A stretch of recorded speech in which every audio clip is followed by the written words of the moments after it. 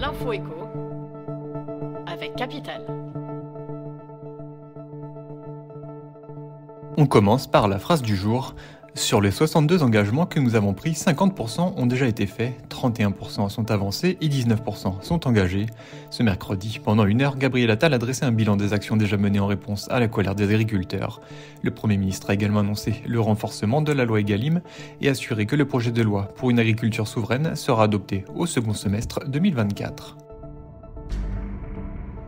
On enchaîne avec le chiffre du jour, 47. C'est le nombre de départements qui expérimenteront la réforme du revenu de solidarité active fin février, a annoncé Catherine Vautrin, la ministre du Travail. Pour rappel, cette réforme conditionne le versement de la prestation sociale à des contreparties. L'allocataire doit réaliser au moins 15 heures d'activité permettant de se réorienter vers l'emploi.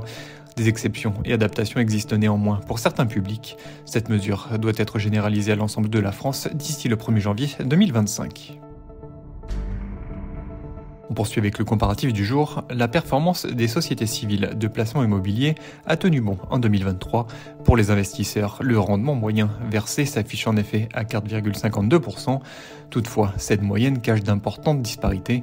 Certaines SCPI ont ainsi distribué des rendements supérieurs à 7% l'an passé, tandis que d'autres produits affichent un taux de distribution inférieur à 1%.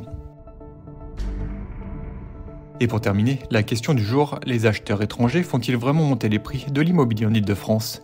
Selon une étude des notaires du Grand Paris, 11,2% des transactions dans la région étaient signées par des acquéreurs de nationalité étrangère, mais ce taux tombe à 1,1% si on se restreint aux étrangers non résidents.